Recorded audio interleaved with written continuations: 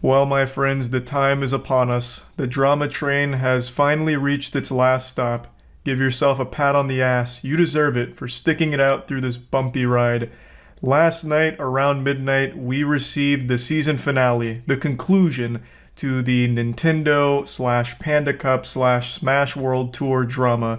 Alan finally released his side of this situation, his account of everything that happened. He dropped a 31-page statement going over everything from his point of view. I went over all of it on stream, and I'm going to show you all of that. I did it all piece by piece, but right in the beginning of the video, I want to get a couple things out of the way.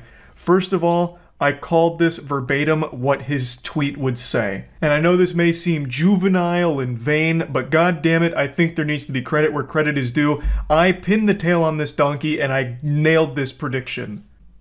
Do I think there'll be an apology video? No. I don't know Alan super well. My guess, though, based on this behavior, he's going to come out with something like the truth, or it's time you know what really happened. And then Alan's statement, the truth. Of course, you could make the argument that this was easy to predict since a lot of drama response videos and tweets start with like the truth or something, but it doesn't matter. I don't care. I still called it correctly, so we need to appreciate that fact. Now, on to important stuff. Alan's statement is more he said, she said. Most of everything that's happened with this drama is hearsay. From all sides of this situation, Nintendo saying, no, we said this verbally, but Smash World Tour saying, no, you didn't say that verbally. In fact, you said the opposite verbally. It's just all across the board. It's a lot of people saying, they said this, no, they said that. However, Smash World Tour is so far the only source that has provided concrete evidence, like receipts. They published some receipts today in response to Alan's statement.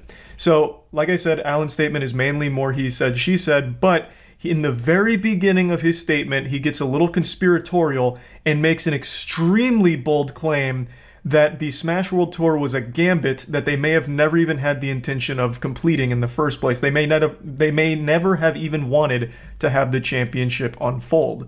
And he makes the statement that the hotel that it was supposed to take place at was never even booked. It never existed. That whole block never existed. This is unequivocally false. It was proven wrong almost immediately. It is either a blatant malicious lie or he is severely misinformed. Not only was it proven wrong by the community, you can go on Marriott.com and still see that you can book a reservation for that event, for the Smash World Tour fans and friends at the Marriott. And if that wasn't enough proof, Smash World Tour today, in a response to Alan, posted their most recent invoice from booking that event. So this statement from Alan is completely wrong. For me personally, that was a giant red flag that immediately cast doubt on his reliability as a truthful narrator for his perspective here. Of course, this could have been somehow just a big mistake on his part, but with something of this magnitude, that's a very large mistake to make because he hung a lot of his belief on the fact that the Smash World Tour was a gambit and then used that kind of statement as like a gotcha, like a smoking gun. No, it was never even booked when it was. There is another head-scratching moment in this document where he claims to not know who LD is, one of the key people behind Beyond the Summit, an organization that he mentions multiple times in this document as like, you know, complimenting them on their importance, and yet somehow he doesn't know who LD is. He made a statement saying, I don't know who this guy is, but he's going around saying some shit and I don't even know who the fuck it is, when he is literally one of the biggest figures in the Smash tournament organizer scene. Like, it's very hard to believe that Alan, despite the communication he's had with BTS and despite how much he seems to know about them, would have no idea who LD is. Very, very weird stuff. But again, I went through each one of these lines. I went sentence to sentence with a fine-tuned comb to get like the entire story, the entire situation, and go through all of it to get all sides. So you'll see all of that. I just want to get like this brief overview here because this is just a lot of information to take in. I do also want to mention that Smash World Tour, in their response to Alan today, posted a screenshot of the email communication they had between Nintendo, which showed them declining their licensing for 2022 and 2023, which they didn't even apply for 2023, by the way. And after their verbal communications with Nintendo where they said the time is over, it is very clear now, with that evidence being posted, why the Smash World Tour was canceled. This is something Nintendo's done before with Big House, where Big House was told by Nintendo you probably shouldn't go through with this. They decided to go through with it anyway. Then they got formally cease and desisted right before the event took place. What happened here is very much the same. Nintendo strongly implied that they shouldn't go through with the Smash World Tour, considering they weren't getting a license. They said verbally that the time of unlicensed events is a time that's gone now. So after they got declined, they naturally believed that they shouldn't go through with it, or else they'll have what happened with Big House happen to them. And Nintendo is not a company you want to get into a litigious battle with or anything, so they made the decision that it needs to be canceled because Nintendo is implying heavily that it needs to be canceled. So that evidence is now posted on the Smash World Tour's response, so it's another important piece to this puzzle. And there's one more thing I want to mention before really diving in. I think it's important to mention that immediately after publicizing this and everyone having the chance to read it, there were like 10 or 15 tournament organizers in the Smash scene that have been around for decades, and they're very well respected, that all came out to talk about how negative their experience with Alan has been over the years, and corroborating a lot of the claims that Smash World Tour made about him, as well as claims made by BTS about Alan. And these are tournament organizers that weren't even associated with this drama in the slightest. In fact, one of them was even praised by Alan in his statement, but then they came out and said, well, that's weird because we had a terrible experience with you, and then listed all the problems they had with Alan. These were people that weren't named and shamed by Alan. They weren't forced to respond or defend themselves. These were people in the scene that have had an experience with Alan that they wanted to talk about publicly and call him out for his bad behavior, and they called his statement manipulative or even just straight up wrong or lying. And it was a lot of people all going against Alan and corroborating the claims made by Smash World Tour and BTS. Now again, it is all hearsay. There was no hard evidence or anything like that. It was just an overwhelming amount of tournament organizers that have been in the scene for decades that are all saying the same thing about Alan. Meanwhile, on Alan's side of things, it's only him. I have yet to see even a single person come out and try and verify anything Alan has said or corroborate any of his points. It is just him. Now, whether or not that has any weight is entirely up to you. For me personally, I think with the overwhelming amount of support for Smash World Tour and BTS claims, as well as saying a lot of what they've said, and these, keep in mind, these are unassociated tournament organizers. They don't work for BTS, they don't work for VGBC or anything like that, yet they still are giving their first-hand accounts with Alan, and they're all very much similar, like they're echoing the same things. To me, that carries a lot of weight because those are very well-respected figures in the scene, and they are just blowing the lid wide open here, letting the genie out of the lamp and giving their full, unfiltered opinion on Alan and his behavior from what they've experienced. Alan doesn't have that kind of support. There's no one that's saying those things for him. He is the only one that is saying the things he is. No one else is backing him up. Whether or not that's because they're afraid of public backlash is very possible. That could be an explanation, but there's really no telling. The support on the other side of things is just hard to ignore. I am no longer the CEO of Panda, and I will no longer be a part of the Smash community. I do not wish to return. Community deserves the truth, and I'm not afraid to call out names I have to. The private information of myself and members of Panda have been leaked online. This has gone too far. If there's anyone who is interested in purchasing my shares of Panda, please reach out to the company. Divesting is a complex process that takes time. Okay. So he wants to fully step away from the community after everything here, and he's about to drop the hottest potato the community's ever seen with names as well. For a quick summary of the actual truth, here is a message of notes I took during a conversation with a TO on April 14th, 2022. Ken said that you said you'd kill everyone who doesn't work with you. Is that true? Yeah, so it turns out Ken is spreading shit. To the point that blank even asked blank, how do you really feel about Panda? Do you have any hesitations? To which blank said he has none. Blank. Redacted. This is like a CIA document. Everything's fucking redacted. Right away, though, he mentions that BTS and Smash World Tour feel threatened by them. It feels like the opposite. What are you talking about? The whole community was celebrating Panda working with Nintendo, including the other orgs. I don't really know where that's coming from. The Smash community has always been very symbiotic, where when one org is thriving, every org is thriving. Like, they all work together in the same bundle of success. It's not really like, oh man, Panda's doing well, now we're fucking threatened because now our shit's gonna be bad. Like, if Panda's doing well, it means now there's more interest, and that is good for the other events too, and it's always felt that way. Maybe it was different behind the scenes with Alan. I don't really know. It's super hard to decipher this mess right here.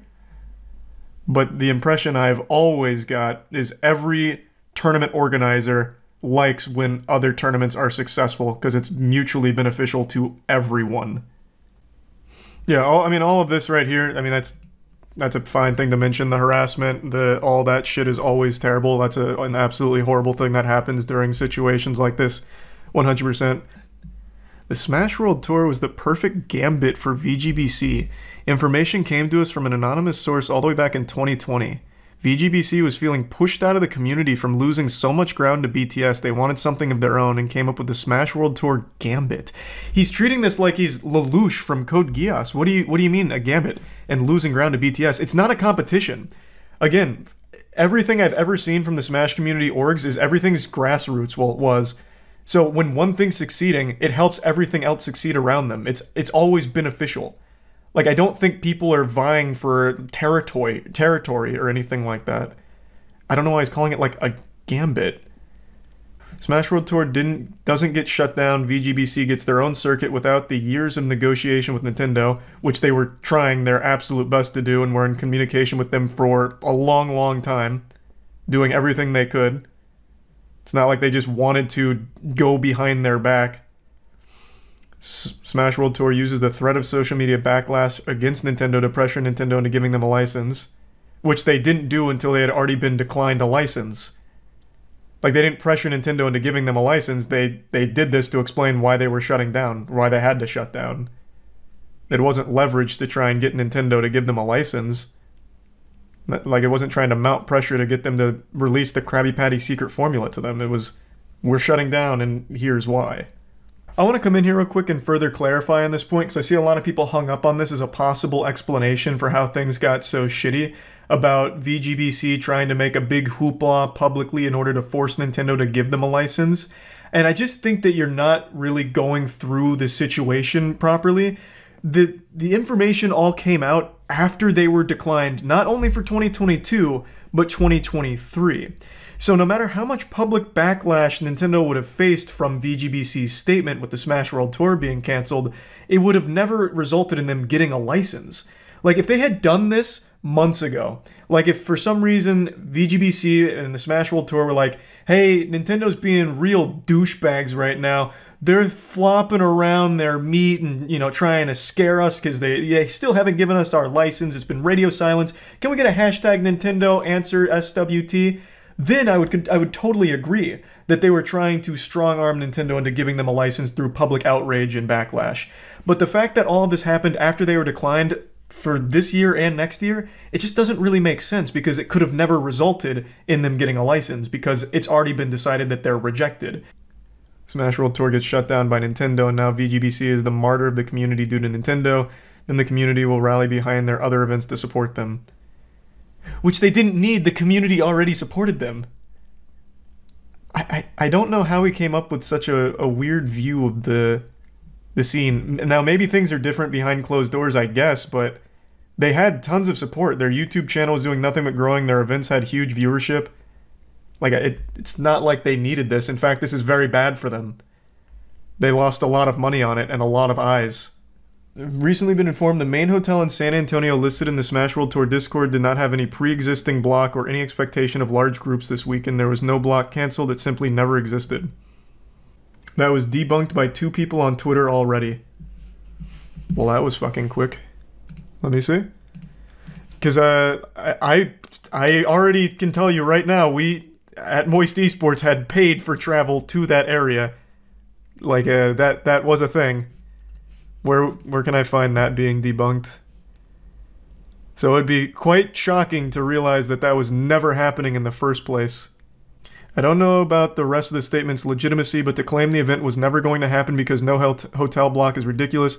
People were given stipends/flights for the event prior to its cancellation, plus the TPC venue was booked that weekend. Bear Dog Events LLC, DBA Smash World Tour, money receipt. Okay. This was quite the Allen gambit of lying here with this statement. The rest could be true. We'll still keep reading, but that was quickly debunked. That was a pretty bold one to make a claim on without being 100% sure because it's easily provable if it was booked or not. I don't know why he'd try and work that angle if it's not real.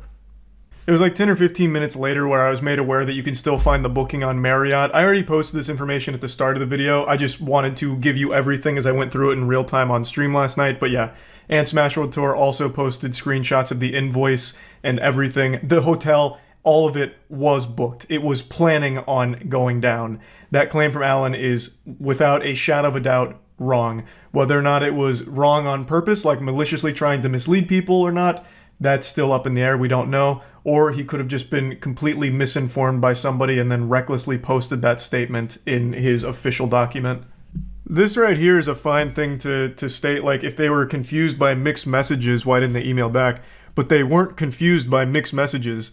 According to the Smash World Tour tournament organizers, they were told that the time of unlicensed events is behind them, and then the night before Thanksgiving said they got their email that they are not going to be licensed for this event. So connecting those dots, which anyone would do, is basically saying, you know, you can't really do this anymore. Since they were told verbally that that time is gone and then they didn't get their license, the natural conclusion someone would draw is, we can't do this. And Nintendo is not a company you want to go into a legal battle with. So I can absolutely understand where that would come from. If there was confusion, I'm sure they would have emailed back, but there wasn't because they were told verbally one thing and then received that the rejection of a license. So I don't even think there was confusion. It was pretty put in stone. But this wasn't a claim they made. They weren't saying that he sabotaged them or got them shut down. Just that his actions of strong-arming the community with threats against, like, BTS with their relationship with Nintendo made the entire scene difficult. This is talking about moving around the scheduling around BTS and Smash World Tour and, like, booking over each other and having to be flexible with dates. I also don't really get this one. Smash World Tour leadership stood to gain the most out of anyone. How? They lost their biggest event. And not only that, they lost any chance of having, like, a Nintendo relationship because of how incendiary this whole situation has been. It was a net loss for everyone. Legitimately everyone. I don't know what he thinks they gain out of this. Like, community goodwill? They already had that. More eyes on their future events? They already had that. Like, people just watch the events regardless. I don't know why he thinks they gained anything. It's just a full net loss. It's just a bad thing all around. I don't know where he gets this view of, like, them wanting community dominance. Like, I don't think they've ever shown anything like that. They're more than willing to, like, let tournaments run however they want to run. Join the Panda Cup, don't join the Panda Cup, whatever. But, like, with Panda, there was the exclusivity to it where they wanted everything to be exclusive. They wanted all the broadcasting rights. That sounds more like community dominance as opposed to VGBC's events being like, yeah, you guys can do whatever you want. VGBC doesn't even charge you to watch party their events. Ken posted receipts. I've had a feeling he would. I have a feeling there's going to be a flood of receipts coming out after this. Yeah, this was the final act of this play here. There is a lot happening all at once. Sidebar, I've been told that someone named LD is claiming I said things. I don't know who LD is, nor do I care. As far as I'm aware, I've never talked to them, never seen them, and never met them in my life. LD is one of the actual biggest people at Beyond the Summit, like a founder. You know him. You would have had to know him, especially since you've already been talking about Beyond the Summit. I don't know why he's making these easily provable false claims, such as the hotel never being booked or whatever. Yeah, I'll double check. I'm pretty sure LD is one of the founders of Beyond the Summit. Like, been in the scene forever.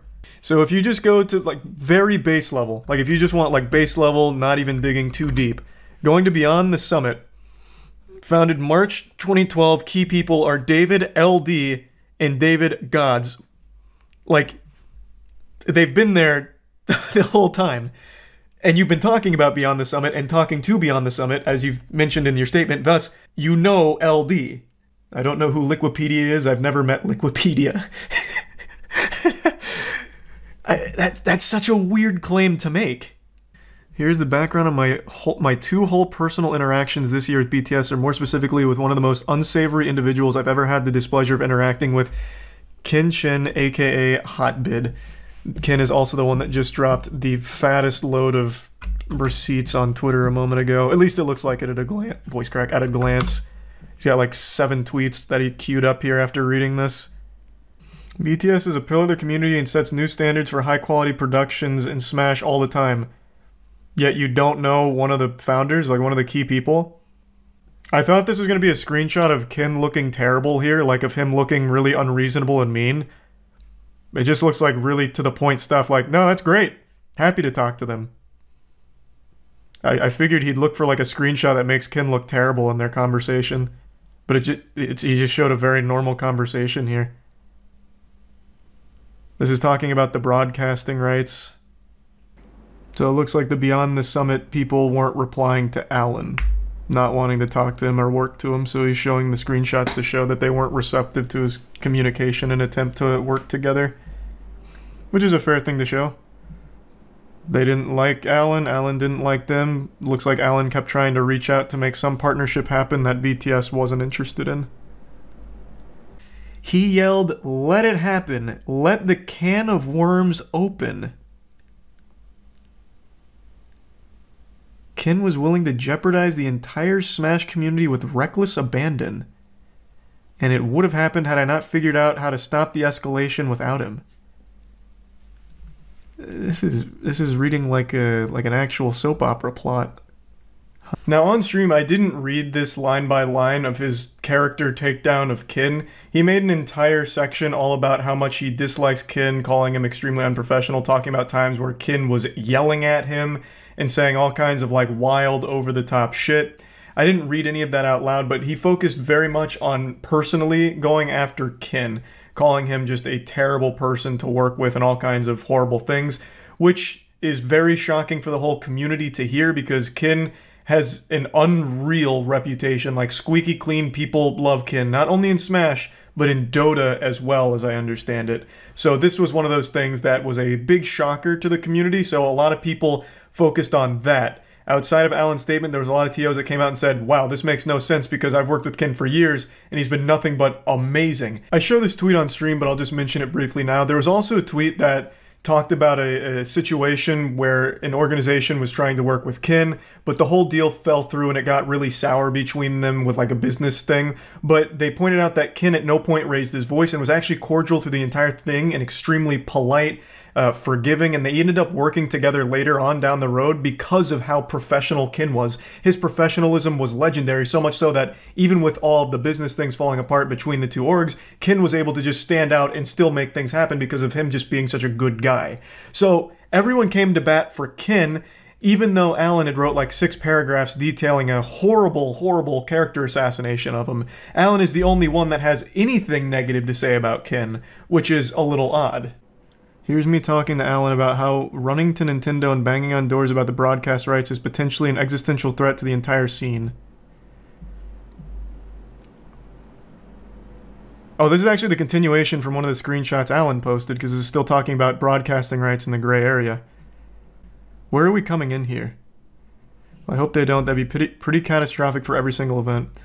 I don't know what they're thinking right now, but yeah, def could get rough in some situations. I hope not. So this is him acknowledging the Nintendo broadcasting debacle that was briefly talked about in Alan's statement. Jesus, this is so much back and forth, people taking notes and talking to each other here. In that call, Alan threatened BTS multiple times. I reported the threats as the call was happening directly after to LD. My boss at the time, LD was not on the call, but there was a but was there as I typed a transcript of it on Slack. Here's a screenshot of me doing so. Dude, Alan's on the call legit threatening me about 2023. What the fuck? To be clear, I did not yell or explode at Alan. Of course, there's no way to prove one way or the other. He may have, he may not have. There's no way of telling. There's no hard proof on either side. Panda themselves issued a statement saying they regret Alan threatening BTS, yet he completely denies it happens here. I don't accept your apology because even here you don't actually apologize. You even say accept Kin and only admit the conversation was perceived wrong. That is a fair point. In Panda's official statement, they acknowledged what Alan did and why it was bad. Well, not why it was bad. They acknowledged Alan did threaten BTS, but it looks like Alan's saying that didn't happen, and he doesn't even know who LD is, which is a weird angle to play. I have not been publicly and privately turning people against Panda for months. I've simply been telling the honest story of what happened, which was threats and bullying by Panda, his own org. Threats and bullying that Panda, his own org, admitted to happening. I will say, since there's no, like, verbal proof either side's going to have here, I don't think any of them secretly recorded the call. Taking notes of what happened on either side is completely unreliable evidence, because let's say I'm in an argument with someone, or I'm talking to someone I really don't like, I could easily just be like, I'll just type some fucking notes right now about shit that's not happening in order to use this later if I ever need to. Because there's no way you can ever fully disprove it since it's just a verbal communication. You can literally type anything. Like, you can't put a lot of stock in, I took these notes during the conversation as they happened. On Kin's side or Alan's side, neither one of them really has a whole lot of stock in it. Like, because, again, you can just type anything if you just don't like the guy. Like, it doesn't, it's not real evidence. They would need, like, an unbiased third party to take those notes, yeah. You would literally need a witness there to transcribe it accurately. But even Panda says Alan tried to bully the other org. No, that is confirmed by Panda, as well as multiple sources. Like, that has confirmation. What I'm saying is, like, the note-taking of live conversations isn't evidence. Here's us predicting this drama and situation happening in March, which is why I didn't speak out earlier about this whole thing. I didn't want the entire community and Panda as an org to suffer. It sounds like he is so desperate that he's trying to get Nintendo to bully TOs into working with Panda. Yeah, I don't think that can even happen, though. And yeah, response is definitely a massive PR response, which gets the entire community to say fuck Panda and fuck Nintendo. Because Nintendo does actually care about public backlash, and this would be basically EVO... And this would be basically EVO 2.0. The biggest public backlash in history would be shutting down every major TO's ability to sell sponsors and broadcast rights. Yeah, it's the death of the competitive stream smash. This is them talking about, like, this could happen with the way Alan was behaving, I suppose. This is just hearsay. Yeah, so far Alan submitted no proof. The only proof he's had is that BTS didn't respond to him, but both sides are acknowledging that their conversations together were not productive and they were not friendly. They were not good conversations. So it makes sense BTS wouldn't respond to Alan going forward. That's not really showing me anything. Their unwillingness to work with him. That actually tracks. That sounds about par for the course. Okay, so he's saying that this was a misunderstanding about strong-arming and threats, I guess, by extension. That he was excited to talk about it and maybe didn't convey it properly. Which I guess? But Panda said that they were aware of a way that Alan conducted himself that was unprofessional and not good. That doesn't sound like a misunderstanding. If it was a misunderstanding, I feel like Panda would have been much more on that train of, no, Alan never meant anything by this, it was a misunderstanding. I feel like they would have defended that as opposed to just run with it. Like, yeah, we know Alan did something bad. And then, like, be dismissive. But they acknowledged it, right? But if it was a misunderstanding, I feel like they would have just said, like, no, this was a misunderstanding. I guess maybe at that point, like, the Panda PR team wasn't talking with Alan, so I'm trying to give, like, a really charitable interpretation of it, because he's saying something very different than what Panda themselves was saying with that. I would be very inclined to believe this statement. We get 10% of a much bigger pie, we don't want the full pie. If he wasn't asking for exclusivity, though, right? He still hasn't explained why it was exclusive because it's redacted information in here. I guess that's like a super secret thing. But there'd have to be like a really good reason for it to be exclusive because that's like the exact opposite of we don't want the full pie. Big question we get all the time is what is Nintendo providing that makes the partnership worth it? I don't even care what he says going forward. What are they providing? Fucking nothing. Them just being there in an official capacity is more than they've ever done, and it takes a big headache away of like, will this get shut down by Nintendo? Maybe they do more than that, but all they need to do is just like sign off on it. Like that's all they've ever had to do is just sign off on it, and if they like it, man, maybe even put like some money and like prizes behind it or some shit. I hope he addresses their reasoning of not giving the Smash World Tour license being health and safety related. I'd really like more insight on why that decision would be getting made, but I guess Alan might not be the one to clarify it. So in his closing remarks, I think there is a very real possibility that at some point along this journey, Alan really did want to do a good thing for the community, but just didn't execute it very well, and it came across as more pushy and shady, a bit sketchy, and could even be construed as being threatening. That's the impression that I get. All the TOs seem to think that Alan has never really had the community's best interest at heart, but again, this is all hearsay. I do think there is a possibility that Alan did at some point want this to be a net positive for the whole community, but went about it in a poor way, and it ended up being a overall bad thing that eventually landed us in this situation. But I still think the party most at fault is Nintendo. Obviously. If Nintendo had just been more willing to work with the entire community over the last fucking decade or so, we would have never been in a position like this. If they were just more willing to actually get involved in this scene and just at least give their official blessings to other organizations running their tournaments, this would have never been something that even unfolded. There wouldn't have been like some kind of power trip or greed in this regard. I'm sure greed would have always been present some way, but in some way or another, but it would have been a lot more conducive to a healthy tournament environment.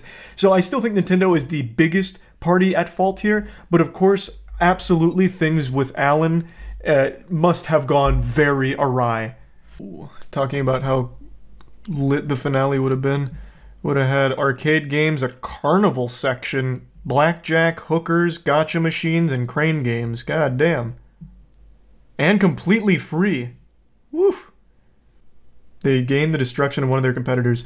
I think everyone still has this really bastardized idea of how this ecosystem has worked, at least as I understand it. Even in Alan's statement, he's talking about how he always wanted to symbiotically work with the community. That's been the norm in the Smash scene. Since it's all grassroots, everyone succeeds together or they all fail together. Like, it's not... I've never seen them viewing each other as competition where they want others to fail. Because it helps them when they don't fail. Like when Panda was doing well, VGBC was doing well, BTS was doing well. When one of them was struggling, the other two then start struggling. Like they all needed to work together. It was always ride or die. I think the most important thing, like, again, all of this is hearsay. Like, there's no hard proof of anything from either side except from Smash World Tour with their side from Nintendo. They do have all of those receipts. Like, they do have that. That is all hard evidence. Everything else is hearsay at the end of the day. But the two big things here is in Smash World Tour's statement as well as what LD posted, there's nothing that's been factually proven incorrect. In Alan's statement, there are two factually just blatantly wrong things that he says that are provably incorrect. And one of them's huge, because it's what he put as like the linchpin of his statement of Smash World Tour maybe being a gambit. It's where he said, I've been recently informed the main hotel in San Antonio listed in the Smash World Tour Discord did not have any pre-existing block or any expectation of large groups this weekend. There was no block canceled, it simply never existed. That is provably incorrect. Taking notes of a verbal conversation is not evidence. That's not substantiated stuff. Like, you can say anything there and claim that you were taking notes during a conversation. It's what Alan's done here with his notes. Kin also took notes about it. Either side could be completely lying about what I actually said there as a way of having, like, a little bit of a weapon down the line should they ever need it. It was a transcript, no? A transcript he wrote. I could have like right now I could say the conversation you and I are having is you confessing to a crime and like, wow. User in chat said, oh my god, he buried the body underneath the pavement. Like, it's useless. Just because you say you're typing what happened, it's worthless unless it's like an unbiased third party that is transcribing it. Like, I just don't put stock into this, like, I took notes during our conversation and this is the truth, because you can't prove it. Which is why it's just hearsay. Ja, it just proves they were talking about it back then. Oh, you're talking about Kin's tweet. Yeah, at the very least, his proves they were talking about Alan and his behavior all the way back in March. That is fair. I thought you were talking about the transcripts. That is a fair thing to say. Alan and Ken and LD were talking about Alan all the way back in March about what he was doing and how they didn't appreciate his behavior. That's fair. This is not claiming to be like a transcript of something that happened. This is just a conversation the two of them had in March. That's fair. Holy shit, this is actually from a TO of Genesis giving a character witness statement on Alan.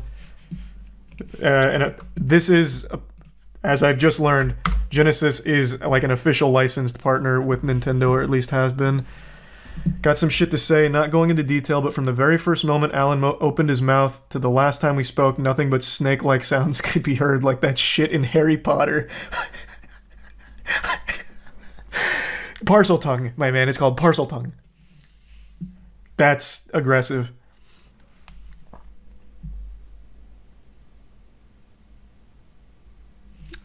Again, this is all hearsay, but I think it's important to note, every TO so far has only had negative things to say about their interaction with Alan. There has not been a TO to come forward as like a positive character witness for Alan yet. There's no evidence, but this is like the 9th or 10th TO to share very similar experiences. In one call, it was confirmed that he was to be the licensed broker for the whole scene. This has the potential to be really, really bad for everyone. That means eventually, if he wanted to, you would have to be part of the Panda Cup to get a license, one person having the keys. If that's true, that is a massive problem. Obviously for the reason he points out, but also if he just doesn't like you, he never has to grant you that license. And thus, if the time of unlicensed events is truly behind us, like Nintendo said in their call with Smash World Tour, if all of that's true, then that means you would not be able to run events without Alan's blessing as the license broker. I can go on and on, but generally most of the shit he's saying in that 31-page garbage tweet is a lie. It's riddled with manipulative ways of speaking, and it's just more of what I expect of a guy who thinks he's the fucking savior of Smash. This is, I guess, an important perspective because he is the TO of a very big event that is also licensed by Nintendo and was not even mentioned in Alan's tweet, or in Alan's statement. Thus, he was not put on the defensive. He didn't need to say anything. He wasn't forced to say anything. He's doing this because he felt so strongly about it with his own interaction. He had absolutely no stake in this other than just wanting to come out here and give his take on how he feels about it based on how he's talked with Alan. So this, I think, is a pretty big one. Here's the other main TO for Genesis statement. Damn, everyone's coming forward with statements now. I mean, this was a bombshell from Alan. Even though there was no evidence, it was still a very huge thing for the community. So, Crimson Blur is standing up for Ken as a character witness for how they've worked together. To add on to this, I'd like to cite a situation that happened between Genesis and BTS that Ken could have completely thrashed this over privately and publicly, but didn't really even get mad or remotely raise his voice. So this is them defending Ken in what was a very aggressive stance from Alan against Ken. So this isn't him so much talking about Alan here, it's more just defending Ken. Which pokes holes in Alan's interpretation of Ken, posting him as some kind of like boogeyman in the scene. It's such a fucking shame, man. Ugh. At the end of the day, I still think the biggest villain is Nintendo themselves. Had they just been more receptive to working with the community a decade ago, we would have never been in this position to begin with. It would have never happened. There would be no power trips. There would be no hearsay, no he said, she said shit, no potential misinterpretations, no bad blood. Everyone would be on the same goddamn page. It would have been so fucking simple. I spent over 2 years working with Ken in an office, never heard him yell or be out of line in even our biggest disagreements. Ken actually taught me a lot about being level-headed and evaluating tough situations with care, especially in meetings/BD initiatives. The amount of people coming out to defend Ken's character speaks volumes. Alan seems to be the only one with this view of Ken. No one else has come forward to corroborate Ken being an asshole. So that pokes doubt in that entire section. Because again, it's all just hearsay. Even like the character witness statements are just them giving their own anecdotal proof. But there's so many of them, whereas Alan is just one. And for what it's worth, I have also talked to Ken. Since having Moist Esports and being more intertwined with the community, I have also talked to Ken, and I have nothing but a positive experience with him as well, but I don't know him to the same level as everyone else. More and more OG members of the community come out to talk about Alan being a snake, makes it harder and harder to believe a word he says. Exactly. At the end of the day, it is all hearsay, but with so many people all saying similar things about their interaction with Alan, and so many people coming together on Ken's side about how his interpretation in Alan's document makes no sense, based on the years they've spent working with Ken, I really think that speaks a lot. The question now is, does Nintendo go full scorched earth on licensed events? Unlicensed events. I fucking hope not. In the most ideal of circumstances, this whole situation is a big scar on the Smash community, but it heals with Nintendo taking the first step saying, this is a mess. Boys, we done made a big ol' shit stain on these britches. But it has shown us the passion of the community and we want to work closely with other organizers. I don't see that happening. I certainly don't see it happening. But that would be the absolute optimal outcome. This was really only the start. There were so many other people in the scene that came forward giving their own accounts with Alan, as well as like things that he was doing, such as trying to like buy out stuff and try and take control of other things in the community. And a lot of people saying very similar things like that. There was just so much of it. I won't show you every single piece of it. There's a giant mega thread on it if you want to see it. It's on Reddit. It's also on Twitter.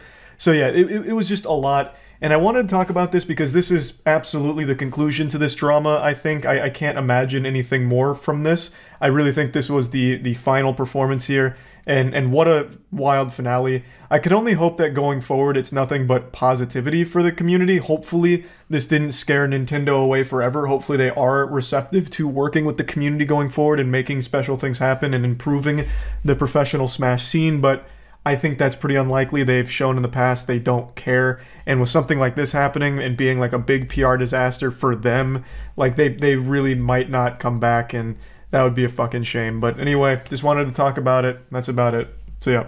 Last night at around midnight, we were blessed with another chapter in this never-ending story of drama with Nintendo, Panda, and Smash World Tour. This is of course a scene I'm very passionate about since our esports organization literally started in Smash Brothers. Without Smash Brothers operating the way that it has been, there would be no Moist Esports, and without Moist Esports, the world is a worse place. So I've been following this story extremely closely, and last night we got a brand new development. Now, we had previously already had a statement from Nintendo. They dusted off their typewriter and sent in the carrier pigeons to deliver their letter, stating that the cancellation of the Smash World Tour was, I guess, a bit of a misunderstanding. They didn't give them an official license for the Smash World Tour, but apparently verbally said they're okay to continue it, even though Smash World Tour says that verbally they said the opposite, that grassroots unlicensed events aren't welcomed anymore. So very conflicting reports there. I tend to lean on the side of Smash World Tour organizers being more truthful in this situation, since it seemed Nintendo was kind of in panic mode and delivered that statement. And then we also got a statement from Panda saying the same thing as Nintendo, but then also dismissing Alan's behavior as not that big of a deal. Alan was the CEO of Panda who went around and would threaten events if they didn't join his circuit instead of the Smash World Tour. He would say, like, it'd be a shame if this got shut down. It'd be a real shame to get Nintendo involved here. So he acted like the Smash Brothers Mafia, running a protection racket. And when Panda released their initial statement, they kind of dismissed it as not a huge issue. They acknowledged it briefly, saying like, yeah, Alan went rogue. He started breaking kneecaps of people that didn't want to join the Panda Cup and threatened to maybe get Nintendo involved in their unlicensed event and maybe intervene. But, you know, it is what it is. That wasn't great, but that's okay. Alan cares. We all care. At Panda, it's community first. We're here to fuck some ass and have some fun. But that wasn't received positively since they didn't really address anything. It was very much a nothing sandwich. And then last night at midnight, Panda released another statement, and Alan did as well. Alan finally came out of the shadows, putting on his superhero cape in order to save the day by releasing his side of the situation. And instead of actually making a real statement, he dropped a teaser trailer for an upcoming statement. So he said that he has evidence to prove two things, and then dropped a picture of bullet points, 2 bullet points. The first one, Smash World Tour lied, and the second one, Beyond the Summit, which was the organization that he had threatened, was actually jeopardizing the community. That's all he said, but he said he has evidence to prove these claims, but he didn't provide it yet. So, if he does have evidence to back these up, that would be a huge Uno reverse moment, but I don't really know what that evidence could look like there unless he's coming out with the wildest receipts the internet's ever seen and he drops like a 14,000 word Mick Gordon response. But again, I don't know what his proof could even look like unless he has fairy godparents that could just poof some magic shit into existence. because a lot of the claims have been confirmed by multiple sources. I think the only thing Alan could have is emails between him and Nintendo where Alan maybe fought for Smash World Tour to not be canceled. Like maybe he was trying to dissuade Nintendo from taking action against them. He was trying to push them in the other direction. Of course, I'm just spitballing here, but I do think it's important to mention that Smash World Tour in their initial statement never explicitly said that Panda was responsible for the shutdown of their world tour. They just pointed out the bad behavior from Alan that messied the water and made it extremely difficult for the Smash World Tour to actually function properly with their communications with Nintendo, and made it a less than optimal environment for this circuit to exist in with how everything was being handled by Alan and Panda. So overall, that section in the Smash World Tour statement that focused on Panda was mainly just shining a light on a history of bad behavior from Alan and how he would leverage that relationship he had with Nintendo against other organizers, like with the threats he had made. So it was just talking about the negative implications from his behavior and how it affected that whole community of tournament organizers and made that whole scene worse behind the scenes. So it was never directly accusing Alan of being the one, the mastermind behind their shutdown. It was more so just accusing him of being a bad actor that was really acting in their own selfish interests. Not so much being the one that forced Nintendo's hand to shut everyone else down or anything like that. Though of course there are plenty of ways of reading between the lines with Alan's history of using that Nintendo relationship to scare other organizers, like where he basically went to Beyond the Summit and said, might need to get Nintendo involved in this unlicensed event unless you give me broadcasting rights or join the Panda Cup or whatever. You could then say that there was a very real chance that Alan did that again to the Smash World Tour, which eventually led to its shutdown. But that was never a claim Smash World Tour themselves were making. They were never saying Alan was the one that made Nintendo do that. They were just showcasing his bad behavior throughout the months and how it negatively affected the relationship for everyone. So I guess, and this is again just speculating, Alan could come forward with that evidence saying no, I never made Nintendo shut Smash World Tour down. I never shut Smash World Tour down. That wasn't me. That's a lie. But again, that was not the claim Smash World Tour themselves were making against Alan. Of course, once again, I'm just throwing darts at a dartboard on what his evidence could look like, but I am extremely excited to see it when he chooses to provide it. I think it's extremely important that we all have a full look at the entire situation from all sides, so that evidence, I think, is extremely important for everyone to see. Hold on, we got some breaking news from the front lines here. Perfect timing. They tweeted this right at the end of that set. Panda's heard the concerns of the Smash community and is taking immediate action. Well, you're wrong. This is not immediate. This is now 4 or 5 days later. Alan is no longer CEO effective immediately. In the interim, Panda employees are working with outside advisors to form a temporary interim management committee to act as CEO to navigate this critical time. It is a critical time. Their company is burning. They've lost 80% of their talent. Literally 80% of their salaried players have left or expressed intentions to leave now. So the company would die should that happen. The identities of those in the IMC will not be made public at this time due to concerns over harassment and safety. Fair. The IMC's immediate priorities are work with any team member that desires to resign, including release from any contractual obligations. Good. Support those who feel displaced through these events to find a home, either with Panda or another org. Solid. We call on the community to treat those affected by these events with grace, understanding, and call out and report any attempts of doxing harassment. Additionally, due to security concerns for our staff and contractors, the Panda Cup finale is postponed. Yeah, everyone that was going left. They all went to main stage instead or just outright canceled. So that's probably a good call because it would have been so fucking pathetic to actually watch that broadcast with empty seats and no players. Would have been going to my 16th birthday party. The IMC will work to ensure or issue refunds to all those who registered, and Panda is committed to demonstrating our dedication to the community and everyone who shares our passion. Panda is committed to doing our part to move the competitive Smash community above and beyond the current situation, starting with an eternal restructure and re-education. That word is always so dystopian, a re-education. It makes it sound like they're going to lobotomize all the employees. To our values as members of this community. Had this been their initial statement, I would have believed them more. If they did this first, I don't think they would have lost 80% of their players. Their first statement was hey, yeah, Alan went rogue, and man, that was silly, wasn't it?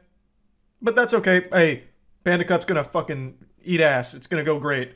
Gonna get out there and really steam ham. Just downplaying the severity of everything and just being really dismissive. That was a terrible response. This should have been their first one. This one's better. Action. Alan's no longer CEO. Okay, makes sense. He literally did his best to bury this company. Oh, a rededication. Oh my god. Oh, I thought that said re-education. A rededication. That's a seldomly used word. I thought it was going to be about employee training or something. Like, remind them why we're in here and, like, why we're in the community. I haven't seen rededication since, fuck, probably ever.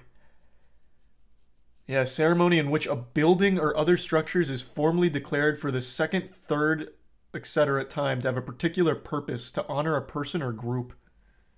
Alan's still working at Panda, though. Yeah, but even still, this shows action. Forcing him to step down takes away his power to intimidate other orgs, so he can no longer make those threats about shutting down.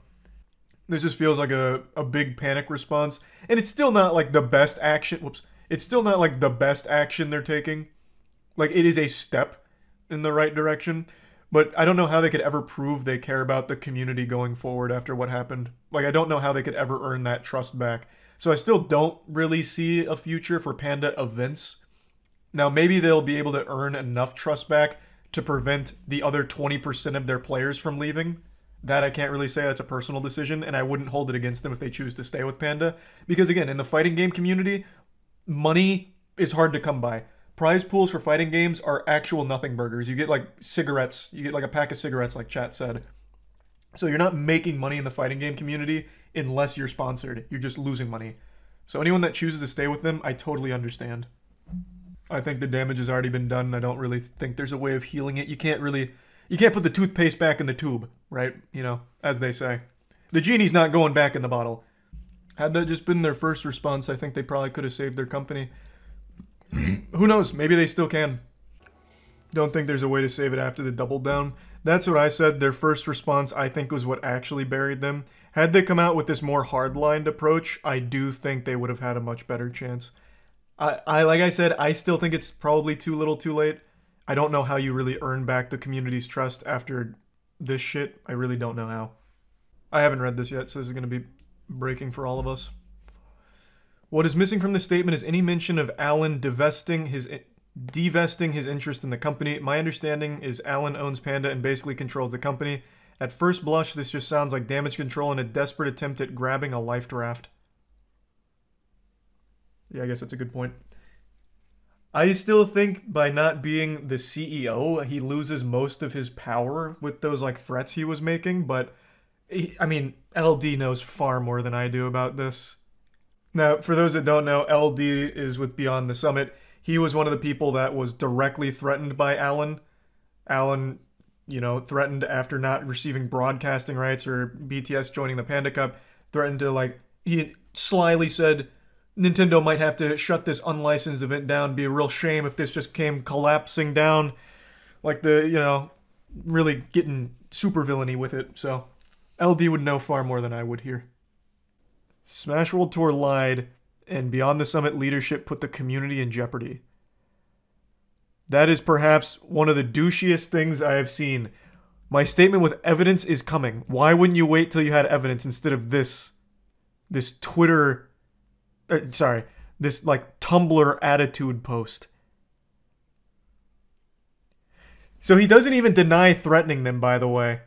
He's going to try and justify why he threatened them, saying that their leadership would have jeopardized the community. So I tried to be this saint to extend my bosom for them to suckle in safety.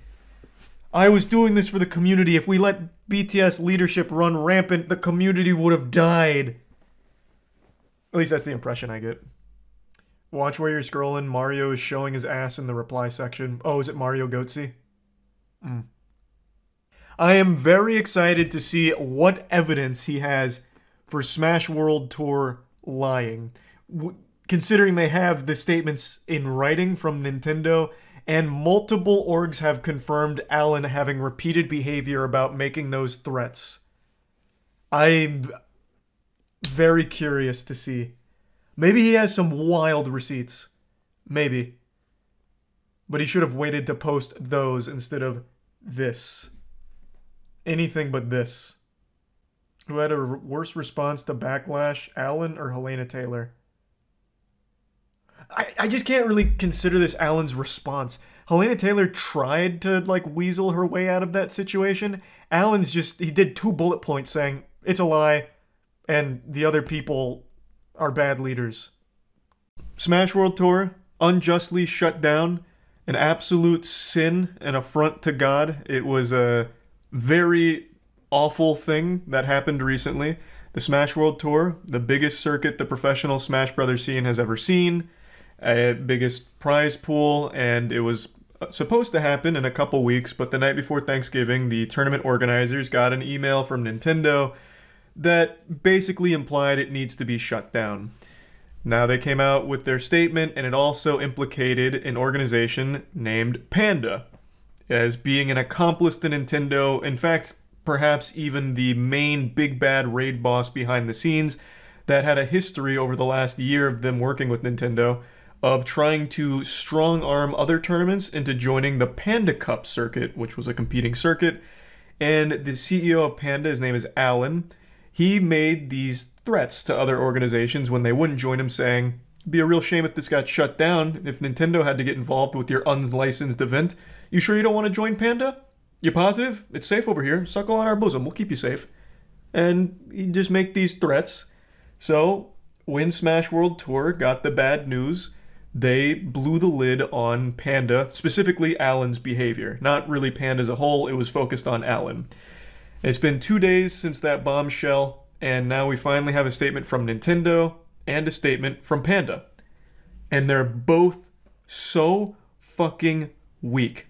They are pathetic. They're pitiful. Very wimpy stuff. They basically keep saying that what they did is they didn't accept their license. They said that they didn't meet the criteria for their health and safety regulations, which is so weird. Like, the health and safety rules they were saying Smash World Tour didn't meet, so they couldn't grant a license for. And I have to wonder what that means. Like, what are the health and safety things? Like, they provide a venue, they provide everything a human being needs to survive, except, like, bulletproof vests, I guess, just in case things get rowdy. Like, I don't know what they expect. It's not like Panda Cup does anything special in that regard. So it seems like a bunch of fucking nonsense. Because of COVID or something? Well, even then, that still wouldn't work.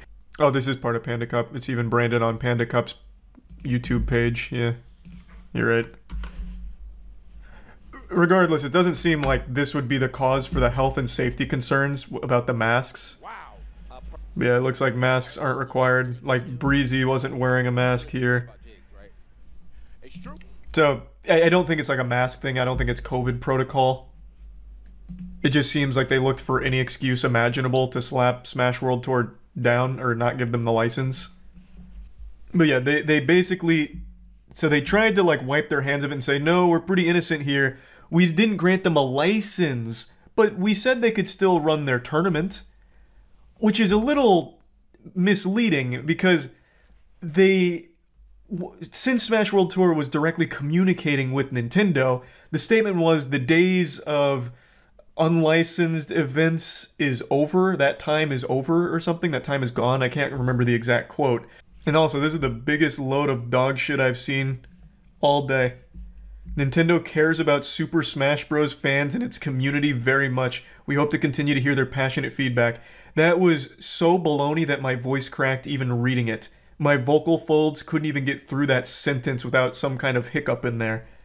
Absolute nonsense. What a load of dirty barnacles. Nobody cares less about the Smash Brothers scene than Nintendo. The amount of times they'll pull their pants down just to drop their ass on it last minute to shut things down is baffling. And there's a statement coming on the back of them shutting down the biggest one right before it happened. The statement boils down to Nintendo saying, it was a misunderstanding, we didn't grant them a license for 2022 or 2023, which is a weird thing to say because Smash World Tour didn't ask for a license for 2023, they didn't submit an application for that, so this is truly coming out of nowhere. And then they said that they verbally let them know that they weren't requiring they cancel the finals because of the impact it would have on the players.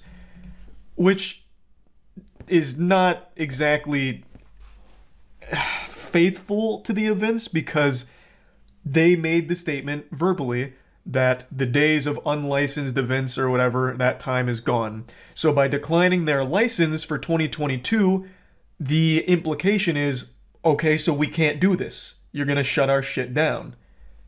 Which is how this all happened. So it's just not a very strong statement from Nintendo. It doesn't really shed light on anything other than their incompetence and inability to work with the community or clearly convey messages and information. I'd like to briefly explain this a bit deeper. So, Smash World Tour throughout the circuit was in direct communication with Nintendo and had their unofficial blessing to continue. It wasn't an official license or a partnership like that, but they had like the nod of approval to continue without intervention. It was something they were completely okay with having the Panda Cup and the Smash World Tour run at the same time.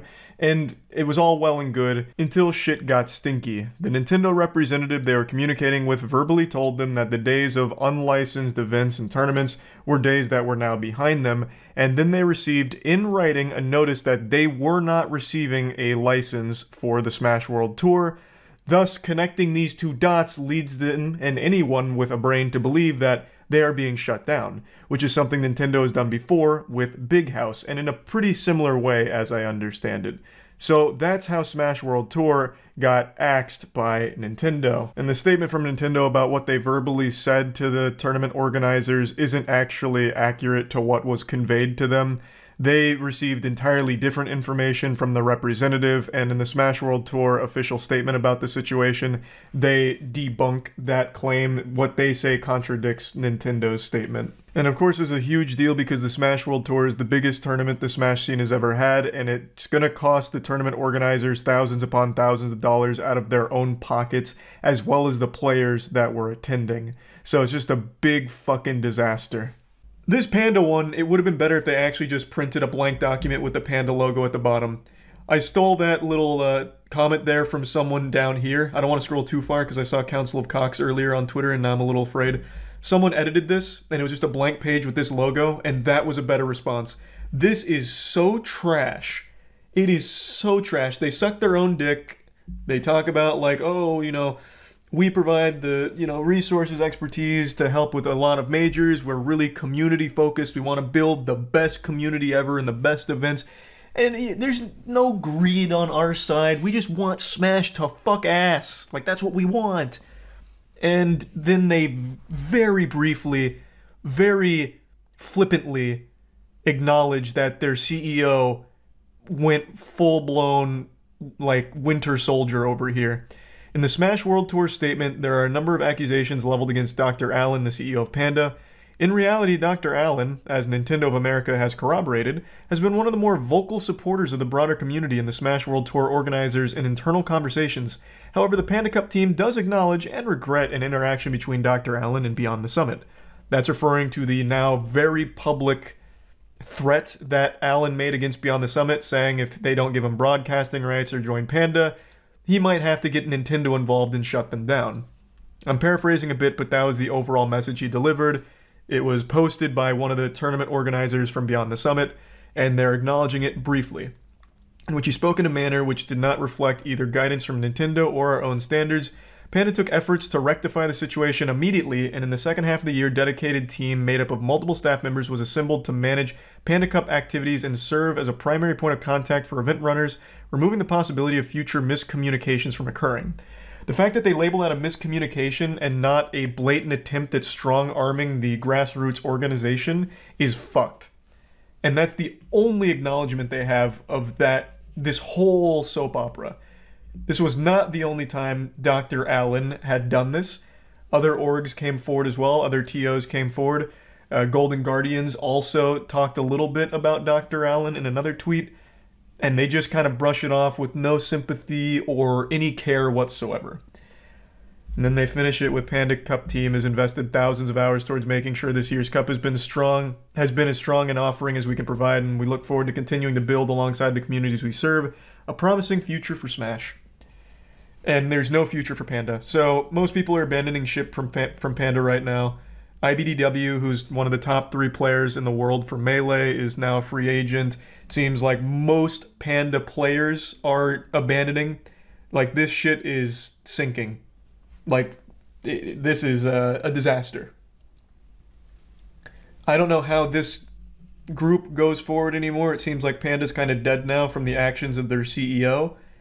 And in none of this did they make any kind of clarification or talk about their involvement with these less than appropriate business actions. Instead, they just default to gargling the asshole of Nintendo saying, look at what Nintendo said. They're right about it. That's what happened. It's just a misunderstanding. It was about licensing, and Smash World Tour just, we never wanted to shut them down. We were surprised as you guys. We were fucking shocked. We couldn't believe our eyes. Even if Panda is dead, can Grassroots still operate due to Nintendo now? That we don't know. I will say, I should have left their statement up so we can go back and forth. I will say one thing from this statement that gives me some sense of optimism, though I know this is misplaced because it's Nintendo and their motto is, we rub our ass with optimism. They made this statement. Even to the point, oh, wait, whoops, almost highlighted the wrong one. Oh, it's the first sentence here. We are open to partnering with other organizations and will continue to offer licensing for major tournaments outside of the Panda Cup. Christ. It was so unbelievable my eyes couldn't even register it when I looked back on it. Yeah, so that statement right there gives me some level of hope that they seem open to working with the community. But that's, of course, just fluff. Until they prove that, I have no reason to put any amount of faith in the statement. That could just be there for some corporate pandering. Then why didn't they license Smash World Tour? Exactly. The health and safety concerns of the fans, I suppose. I don't know. It literally means nothing. And they say it's important that the partner adheres to brand and IP guidelines and conducts itself according to professional and organizational best practices. Meanwhile, they partnered with the Smash Bros. Mafia with Alan at Panda Cup. Like, this is nothing. This doesn't make any sense. If they're open to partnering with other orgs, Smash World Tour was literally the most reliable and most well-respected. VGBC has the most goodwill in the entire community. Well, on par with, like, Summit. Beyond the Summit. If the issue was health, why would they not say, hey, this is the issue, fix it? I don't know, because they probably couldn't think of anything. like, what do you mean? The health and safety of fans at a Smash Bros. Tournament? Like, the worst thing that could happen there is someone passes out from extreme odor. And that's, like, it's not like Panda solved that problem or anything. Like, what do you... There's nothing. They didn't have anything. And for what it's worth, when I went to Low Tide in person, it really didn't smell bad. In fact, I was probably the smelliest person there because I hadn't showered in the last 24 hours and was about to go on a 20-hour road trip and had already spent 4 hours in a car. I was probably like the Methodist that blew through. So I don't know if that stigma is still around. I don't know if that's like normal where it doesn't smell like shit. Couldn't tell you. But when I went, it really wasn't too bad. Yeah, the Smash World Tour is canceled, and there's really nothing they could do to, like, make it happen now. It's way too late. This happened the night before Thanksgiving and only a couple weeks out from the championships. Like, there's no way they could put it on anymore. But that brings us to the next point. Ludwig came in here slinging a little bit of meat. So, Ludwig said, in response to the Panda Nintendo lackluster, or in response to the Nintendo and lackluster statement from I just had a glitch there. In response to Panda and Nintendo's lackluster statements, Ludwig is hosting his own impromptu tournament, hoping to pretty much overshadow Panda, take some wind out of their sails. So he's doing a big prize pool, and he's invited the top 8 from the Smash World Tour rankings. That, of course, includes Light. Unfortunately, Cole is not top 8. I think he's number 10, so he didn't make the invitation, which is a shame. Which he would have for Smash World Tour. But it's still great that he's doing this, regardless. The new Smash World Tour statement directly contradicts Nintendo. Oh, I know, I already mentioned that. What Nintendo and Panda is stating was not the reality of what Smash World Tour was told, nor what they received in writing. So it's nothing from Nintendo and Panda. They've done a terrible job. Yep, that is the reality of the situation. Alan got greedy, wanting a little monopoly on Smash tournaments, or at the very least, a Smash circuit, and in doing so may have burned his entire company to the ground. Because Panda, without their players, And without players to play in their tournaments, they have nothing. There's always going to be someone willing to accept to play. I would agree with you in any other scene, but Smash Bros, you get like actual lollipop sticks for a prize. So it's not like there's a huge monetary incentive to compete. The reason you compete is because you want to be the best, or you want to support your local scene. And if you don't like the org that's putting on the tournament, it's not like you have a big incentive to go there and play for fucking 15 bucks. Like, you're not going to bother if you don't like that company. Over the last year, Smash has been eating good from their tournaments, with people like Ludwig, Summit popping off. Like, they've had big prize pools, but that's not the norm. That is far from the norm. I feel like there's no company that hates its own user base more than Nintendo. It feels like every decision they make outside of game development decisions is always so bafflingly evil for no reason. It feels like they go out of their way to spit in the face of the people that play their games.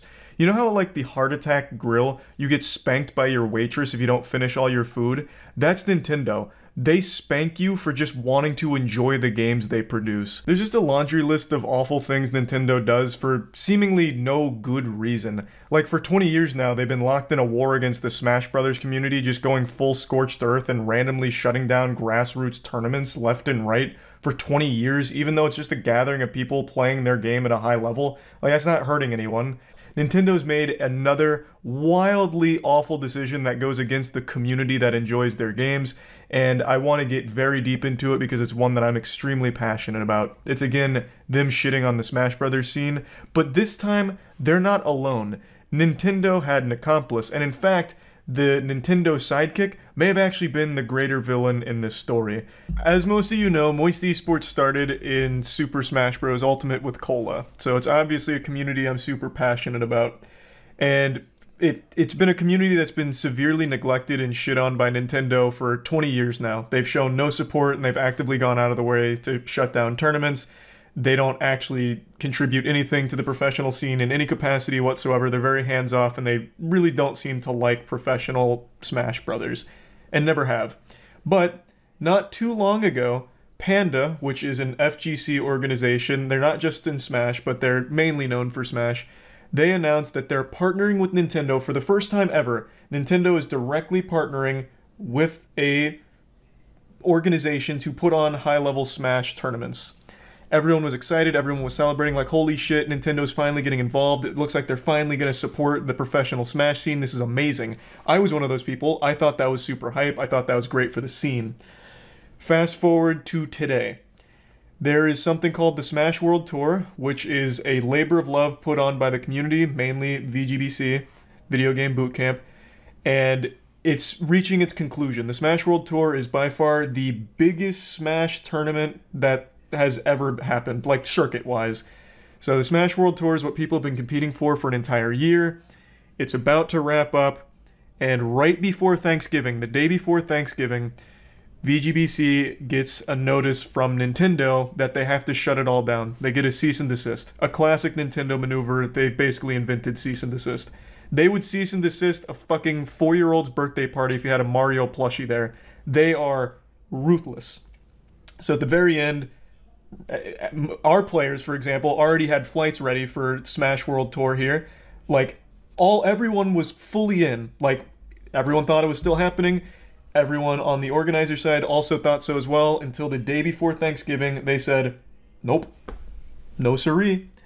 Because Nintendo refuses to allow, like, grassroots tournaments or anything like that. Yet, this came out from VGBC, where it is revealed that the Smash World Tour did have the nod from Nintendo. While they didn't officially license it or get behind it in official capacity, they were in direct communication the entire time with Smash World Tour. They were talking directly to Nintendo. They had their blessing, albeit not a fully licensed blessing, but they had their permission to run that while they also ran the Panda Cup, which is their official one in conjunction with Panda. And then out of nowhere, they got this. They got absolutely fucking slapped. They had to shut it down. So they made the announcement today that the Smash World Tour it's dead. And then they have this in here, which seems to be that it was a Panda decision not so much a Nintendo decision to do this. While Nintendo is obviously at fault, this paints a picture of the head of Panda, his name's Alan, wanting kind of like a monopoly on Smash. Since now he works directly with Nintendo, it seems like he wanted to strong-arm himself to being the only official tournament, and all the other ones he was trying to scare and intimidate and threaten with shutdown. So I wanted to read this with all of you because it's bad. It's a terrible look. This is a terrible look if all of this is true. And it seems like it is because one of the BTS Beyond the Summit TOs, one of the head TOs, came out to confirm that what was said in here is accurate about Alan, Panda, the head of Panda, being an absolute supervillain here. So it's looking like there's a lot of evidence to point to this being like an honest explanation for how the Smash World Tour ended up going from being okay by Nintendo standards to being wiped on the fucking pavement, like actually curb stomped. So I just wanted to read this and then go over it a bit more. That's kind of like the cliff notes to speedrun the lore on how we got here. It's an absolute shame because the Smash World Tour is just, it was an incredible thing. Highest prize pool for the whole circuit, the biggest circuit ever done. It's international, so they had talent from all across the world competing, and it was finally going to wrap up in a massive, extremely fun way. And then all of this happened. Fucking tragedy. So here. Around the same time, Panda Cup began heavily recruiting events for their circuit. The CEO continued to tell organizers we would be getting shut down shortly, and also added that any events that participated in the Panda Cup would not be allowed to be on the Smash World Tour. This exclusivity surprised us not only because of our Nintendo conversations regarding coexisting, but also because we were not exclusive, and even back in January we told organizers that they could be on both with zero issues from us. This is in reference to the Smash World Tour. Smash World Tour said that, hey, you can be part of our circuit and also be anywhere else you want to be. Totally fine. Very pro-community. Panda, not so much. At first, Panda targeted events that were not on the Smash World Tour, including those who did not join because of the aforementioned warnings. A few of those events had broadcast deals with popular tournament broadcasters like Beyond the Summit, and the CEO of Panda wanted broadcasting rights to be included as part of the deal of these events joining the Panda Cup. Most of the events refused to break their contracts, so Panda approached Beyond the Summit directly to try and get the rights released. BTS had very little motivation to give up the broadcasting rights for free, so they declined to get involved, causing the CEO of Panda to escalate things quickly, and we were told that he made a variety of threats to Beyond the Summit, including shutting down their entire Smash organization in 2023 if they didn't eventually join Panda Cup. After BTS held firm, the CEO of Panda warned that they would get Nintendo directly involved, putting broadcasting rights for all tournaments in jeopardy. So, this is the CEO of Panda, Alan, twirling his evil little mustache and his greed getting the best of him. So like Mr. Krabs with dollar signs in his eyes, he says, if you don't join us, we're going to get Big Daddy Nintendo, whom we're sucking the ass of, to shut you down. And that's exactly what's happened to the Smash World Tour. Now, this does call into question, will all grassroots big tournaments now face the wrath of Panda and Nintendo? Are they going to bully every single grassroots one? Or only the ones they deem a threat, like Beyond the Summit or VGBC? That I have no idea on at the moment. Panda hasn't commented as of right now, but it's pretty fucking bad. Now, I think it's very important, like I said, they weren't officially licensed with Nintendo, the Smash World Tour, but they did have, like, open communication where it was kind of like a wink-wink, this is okay kind of thing. Like, we know about it, we're okay with it, go for it, we can coexist. But only one of them was officially licensed by Nintendo, and they never had a problem until it seemed like Alan had a problem. So, absolutely tragic for the community. No, like, there is a big fuck Nintendo thing here, because if they would just fucking support the community besides just going with, like, the Panda Mafia, this would have never been an issue. This would have legitimately never been an issue to begin with. But, because they're so deeply in bed with Panda now, I guess Alan's whispering in their ear about, like, his competition that he's not happy with. At least that's how it reads. And he's made threats, which, again, have been confirmed over here, even outside of this document. This is a totally different organization. This is BTS that's confirming the same things that VGBC stated. So it seems like he just went on a bit of a rampage. Now, I think there is also, I've seen this theory tossed around. I think there also is a reality where the CEO of Panda tried to puff out his chest and, you know, flex on the community that now Nintendo's backing them, so trying to scare Beyond the Summit. But Nintendo never listened to him, didn't take him seriously, maybe viewed him as a clown. But he was so bad to work with that maybe Nintendo just got soured on the whole experience of being in the pro scene, that they're shutting everything down, and once they're done with the contract with Panda for their Panda Cup, maybe they never touch it again. I think that's also a very real possibility where Alan didn't influence their decision to shut everything down by telling them to. He influenced it by just being miserable to work with. So they were like, fuck this, we're just gonna shut everything down and go nuclear. I think that's also possible. So we're boycotting the Panda tournament? I personally am, yeah. One other thing that I just learned about from the subreddit, I think it was Leffen that brought it to light, and Moki also confirmed, when you got invited to the Panda Cup, you had to sign an exclusivity contract confirming that you will be going. That you absolutely will be going.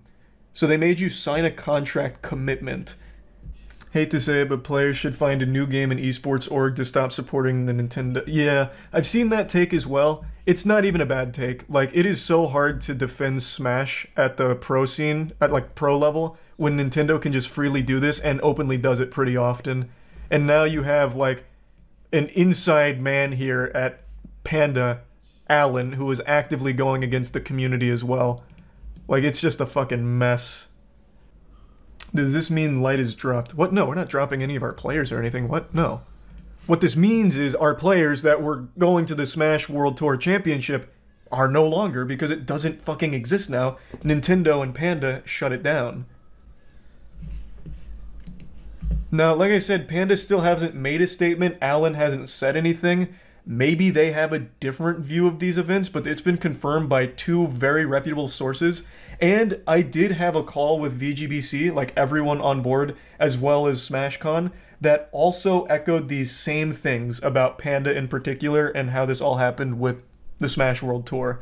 So I did know this was coming at some point today. I just didn't know it was this bad. The only tournaments are Panda and you're boycotting. How will you keep the Smash players signed?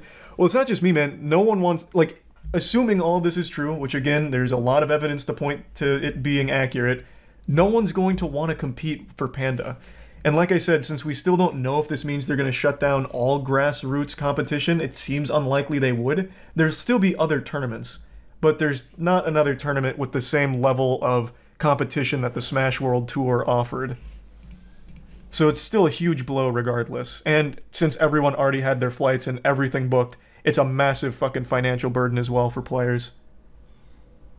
Of course, Moist Esports paid for all of that, so luckily that doesn't affect our players personally, but not every player in Smash is signed. In fact, most of them aren't. So they probably just lost a ton of money booking all of this and now having to cancel. So you just lost a ton of money. Yeah, well, that's esports in a nutshell. Like, that is what it is. I'm just more upset about our players not being able to compete at Smash World Tour. I don't feel we know the truth yet. Like I said, we still need to hear from Panda and Alan in particular, since it seems like it's mainly Alan. We still need to hear from them. I just don't see a world where somehow every other major org had the same experience here. With Alan in particular. I don't see how that could somehow be like a smear campaign, a lie. Like, none of that really checks out, especially because there was direct communication with Nintendo the entirety of the Smash World Tour until all of a sudden they decided to cancel it out of the blue, or cease and desist it out of the blue. Think I'm being dramatic? You might want to keep listening. Like I said, that's still uncertain, but it's not impossible. There is still no telling if all of grassroots organizations will be shut down by Nintendo going forward because of this whole Panda thing or not. We don't know, but it is possible. It is very possible. Because you've seen a video about 10 people getting really upset about the ice climbers, which I uploaded, and it's one of my most viewed videos. A classic video to be sure, but he's also neglecting to mention where you've also probably seen it with the Salty Smash moments. Salty Smash moments have like fucking 60 entries now, and they're all golden. I still think Smash Rage is some of the best in all of gaming. It's so huge. It's such a massive explosion, and it's always enjoyable. So not just the Ice Climber moments. Salty Smash moments in general, I think most people know. Now, Alan has been running Panda and also wanted this. Real quick, let's double check to see if Alan has said anything. Since, again, he is the one that's kind of named and shamed in the document. Let's see if he's come out with his side of the story, or if that's going to be a little bit longer in the oven, cooking that up. Still nothing. His most recent one is, Peach being a baller was my favorite. Talking about the Nintendo Direct Mario trailer. Any minute now, though, he might drop some heat. Canceled. Why? Well, their event is officially licensed by Nintendo. First time ever, by the way. On the surface, you might just think to yourself, well, okay, Nintendo licensed this one, but didn't license this one. It's Nintendo back at it again. They just don't understand the community, and they decided to go with one event, even though they should have gone with both. Now, it's not a shocker that Nintendo would cancel an event. It's happened many times in the past, usually to large public outcry that sometimes overturns their decision. But this is not as simple as... Wait, when has that ever happened? When they canceled Big House, there was a massive uproar, and I don't think they ever overturned that, did they? Wait, when has Nintendo ever overturned their decision in the history? Evo 2013 is the last time they overturned their decision. Almost 10 years ago? Holy shit. I'm just surprised it's ever happened even once. And the way it's worked for 20 years is that we have kind of just run tournaments and done our own thing and got no help from Nintendo. And Nintendo makes games and movies with Chris Pratt and does their own thing, and we don't mix. That's not true. They mix sometimes, but always negatively. They will usually just step in and say, don't do that. We're shutting you down right before it starts. Like, instead of shutting something down at the inception of it, they wait till it's about to happen. It seems so mean, like almost done on purpose. Like, they will wait for like the week before the event is supposed to happen and be like, actually, we changed our mind. You guys can suck our fucking nuts on it. Shut it down. No, really, shut it down. But recently, Nintendo has been getting into the habit of approving events, licensing events, like the Panda Cup. Now, people were a little nervous about that because they thought, well, okay, maybe this is a bad thing because if they're licensing events, what will happen to the events that aren't licensed? Are those events going to suddenly get canceled? No, we thought back in the day when we were young and naive.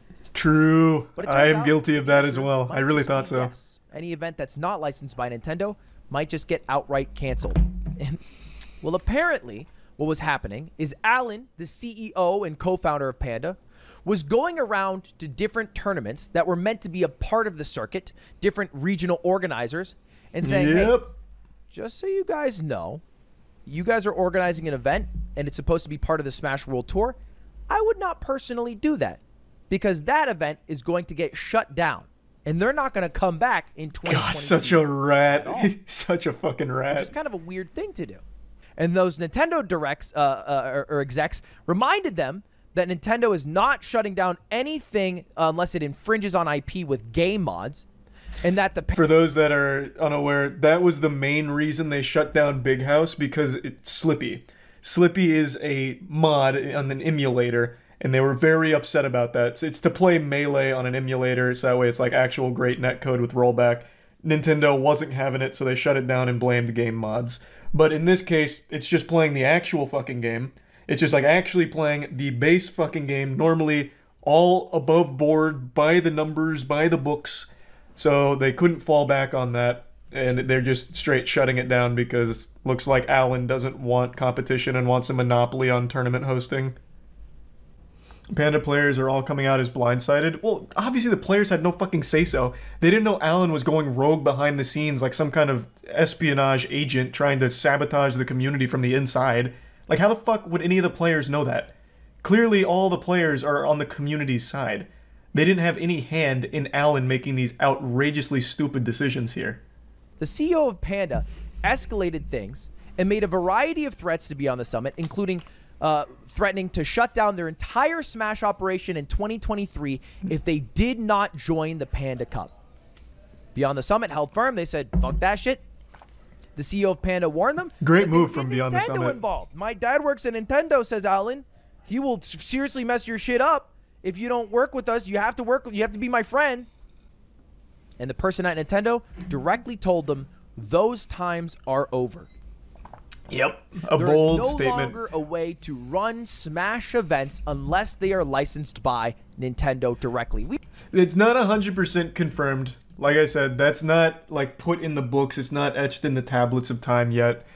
It seems like that might be the future, but VGBC as well as like SmashCon do feel optimistic that grassroots tournaments will still exist, and this is more just an Alan thing that forced Nintendo's hand. Like, he pushed them to it. But I guess we'll have to wait and see. Either way, though, fat fucking L for Panda. And Nintendo, obviously. But Ludwig hasn't mentioned it yet. I mentioned it. I'll mention it again. It's not like Smash World Tour was doing this without Nintendo knowing. Like, this was even beyond the normal understanding of, we'll do this and look the other way. Nintendo was aware this was happening and gave them, like, the okay that your Smash World Tour can coexist with our Panda Cup. They knew about it, and they were okay with it for this entire duration until the very end here. You think Nintendo will say something? Absolutely fucking not, but Panda will have to. Panda will say something. Nintendo will never once address this in the entire history of the fucking company's career, or lifetime. They never do, never will, but Panda's gonna absolutely have to. Panda is an FGC-based organization that is such a tight-knit community. Even if you don't play Smash, all of their Panda players are going to be questioning if staying with them is the right move for optics, because the FGC is just so intertwined with each other.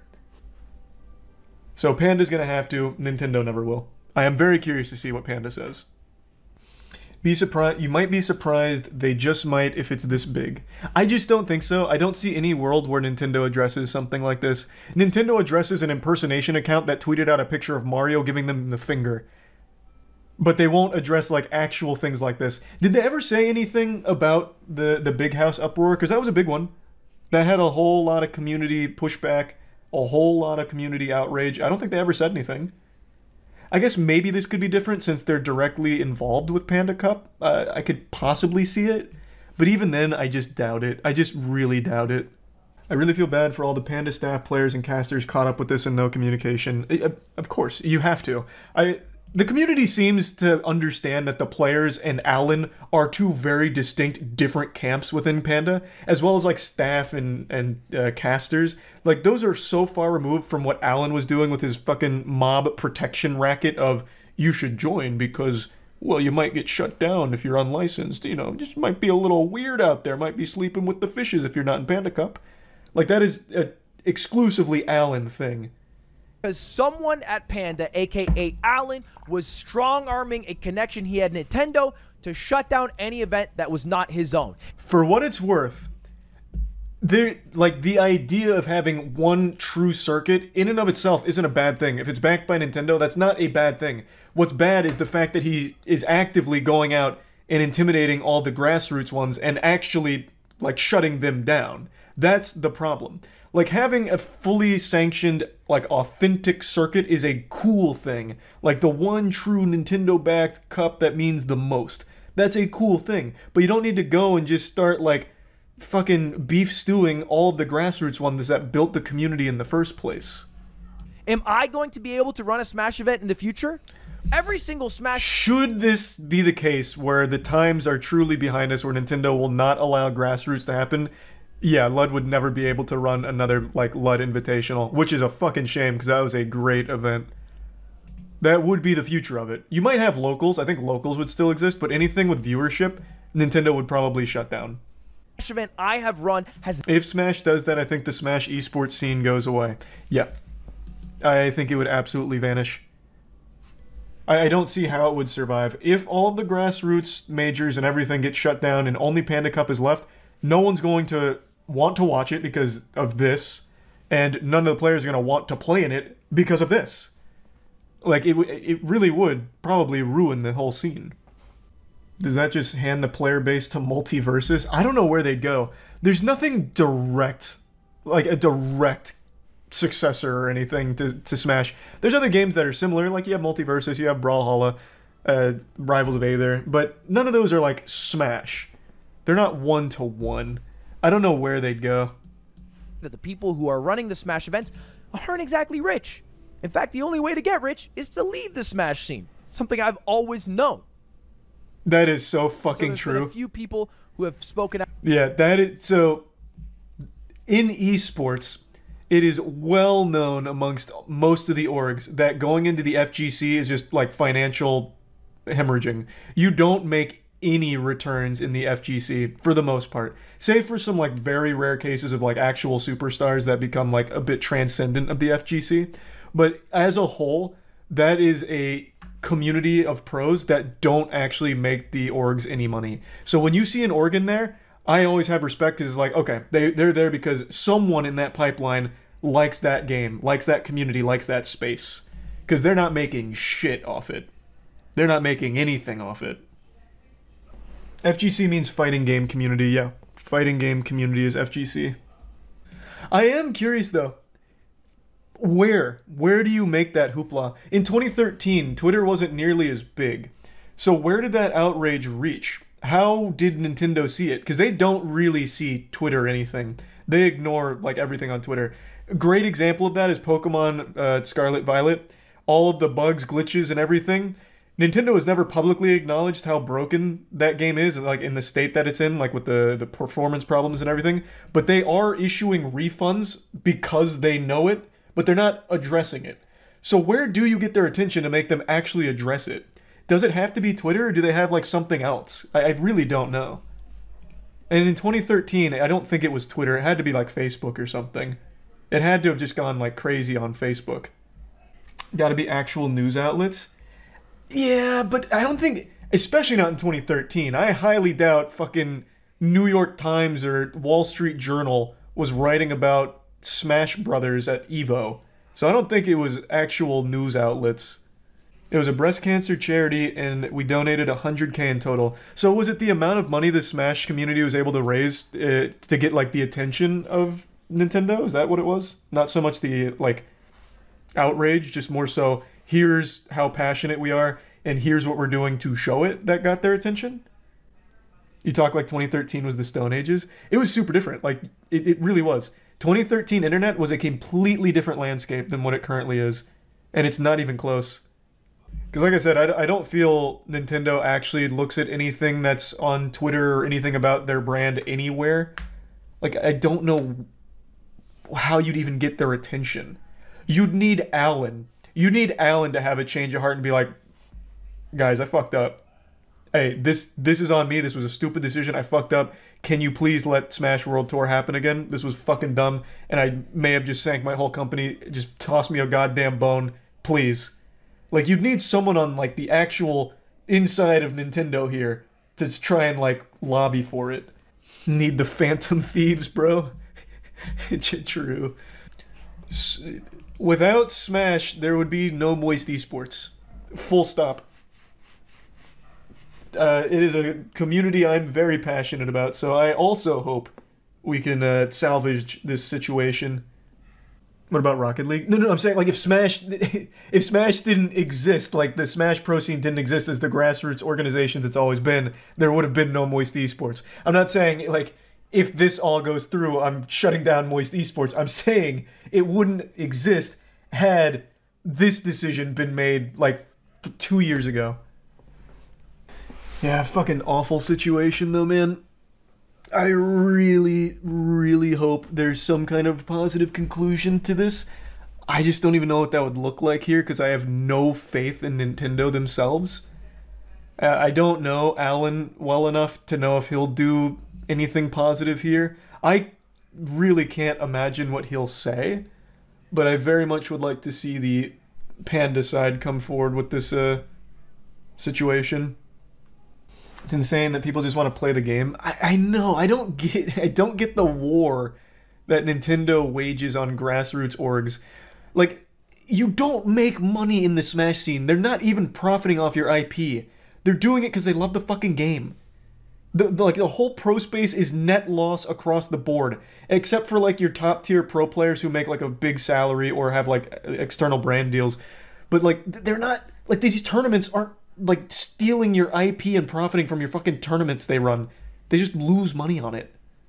It's just such a weird war, and it gets people talking about like Smash Ultimate. Like that's they still sell Smash Ultimate for $60. I just got it for Tiana for Black Friday, and the deal that they were doing for Black Friday on Smash Ultimate was $9 off. So 51 bucks. Like, they're still selling it at almost full price, and having these tournaments puts it in people's minds and like, oh fuck, like this is cool. Melee is 20 years old now. Like, there's just no reason they should even be bothering to like try and enforce that, because it's a 20-year-old game. Just let people play it how they want. It's not like Nintendo's making tons of money off fucking Smash Melee. Makes no sense. And Ultimate, like, it's only good for them. They are not making money from running these fucking tournaments off the back of your IP. Nintendo doesn't like adults playing their games. I know, isn't that crazy? I don't even know if it's necessarily adults playing their games. They just don't like their games to be competitive. Like, that's not a secret. They openly say they don't really like that their games are competitive. They just want to be fun party games, which they are, but they also do have a layer of depth that makes them fun competitively. Like, I don't know why you can't just have your cake and eat it too. Okay, while I was tinkling, I saw something very interesting on Twitter. And this time it wasn't just more OnlyFans promotions. Check this shit out.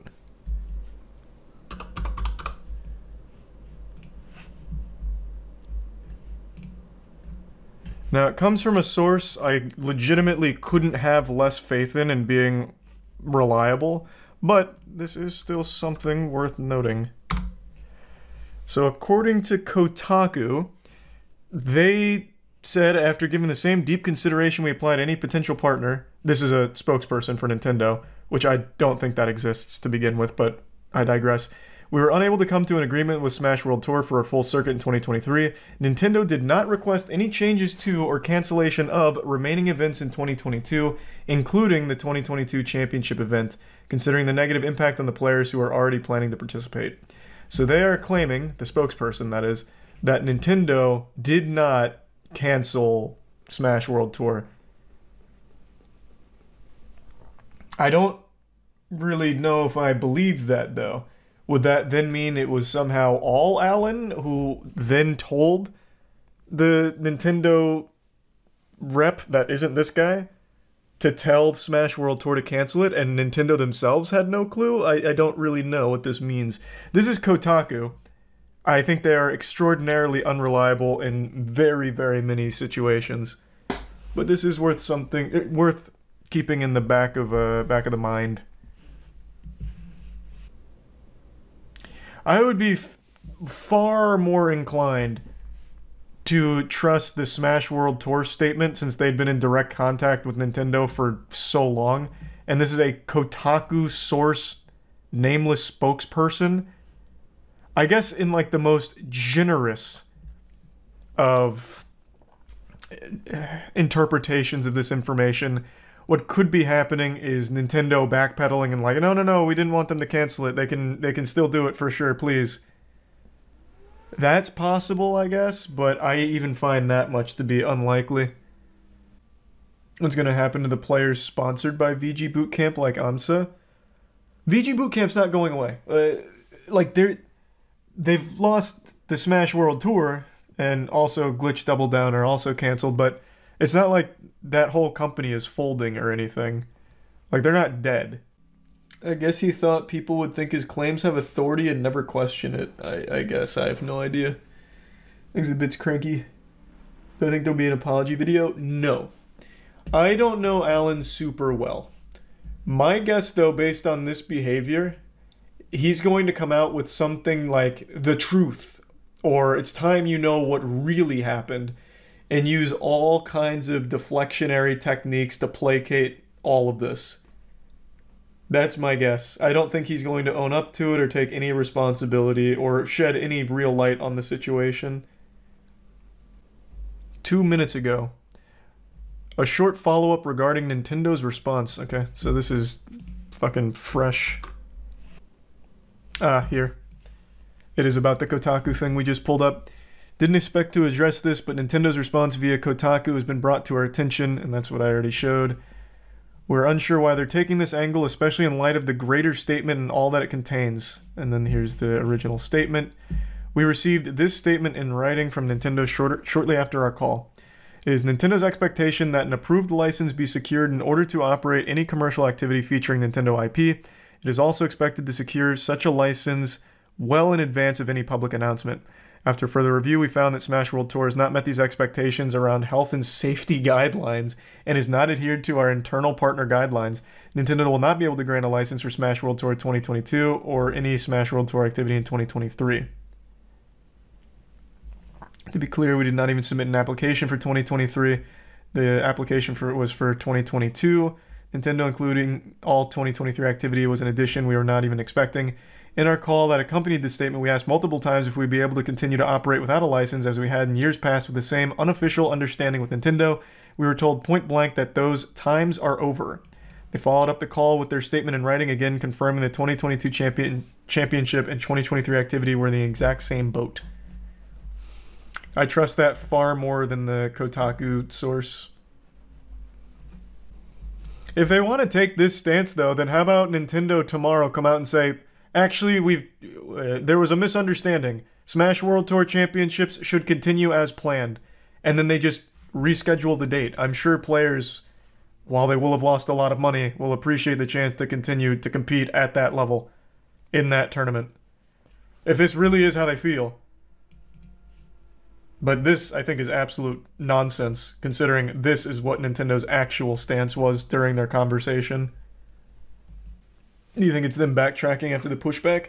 No, I think this is just blatantly lying. Like, I think whoever they talk to here has no fucking clue what they're talking about. I don't know who Kotaku got in contact with, but I don't trust the source at all. Imagine this kind of drama happened in a League or Counter-Strike tournament. Oh my god, the community would lose their shit. If it happened in Counter-Strike in particular, Counter-Strike has like a tournament every hour. If all of a sudden Valve's like, actually, we're going to step in, but we're only doing one major a year. So all the other ones, get that shit out of here. We're going to do the one Valve major a year, and all of the other ones, illegal. That'd be the end. That'd just be the end. Yesterday, we were blessed with an action-packed evening of internet drama that had me on the edge of my seat for the better part of 2 hours. And I actually think there's something very important to discuss here. Not so much with the soap opera itself between the two parties, but there was a little something that slipped during all of this that I think is a really big deal that I want to talk about. Now, I'll go ahead and break down the situation for you in case you weren't on Twitter, and if you weren't, God bless you, keep up the great work, you're doing amazing, champ. Now, it all started on Twitter, but it did spread to Twitch with competing live streams where one side was giving their take on the situation and the other side trying to debunk it. So, it spread like a virus, and it all started with a series of tweets from a content creator named Frosty. He came out with a series of tweets making big accusations against his former employer, 100 Thieves, basically just putting his ass in their face, making all kinds of big claims like them taking 95% of sponsorship deals, as well as a myriad of other problems that he had with the organization. I'm sure I don't need to explain who 100 Thieves is to you, they're one of the biggest names in gaming, but I'll go ahead and give you a brief lore recap just in case my grandma's watching and doesn't know who 100 Thieves is. 100 Thieves is a pro gaming organization started by a massive content creator named Nadeshot. They've been around for about 4.5 years now, and they have really taken the scene by storm.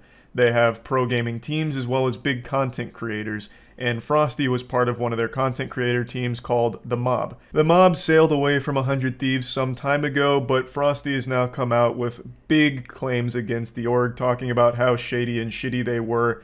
And in response to these tweets, Nadeshot, the founder of 100 Thieves, went live on Twitch to address the controversy directly. And I know Nadeshot doesn't own Arby's, but he brought the meat regardless. He spent about an hour and a half finally pan-searing Frosty's cheeks in front of 45,000 people. It was a pretty well done response to everything, and I do like Nadeshot. However, he said something and revealed something that a lot of people are writing off as okay when I don't think it should be. And that's the percentage that 100 Thieves takes of the sponsorship deals they bring to the creators. This is him debunking the 95% claim from Frosty. That we took 95% of their sponsorship deals that we brought to the mob. That is unequivocally, undeniably, without a shadow of a doubt, untrue. It is absolutely untrue. There is no basis for Frosty to say this.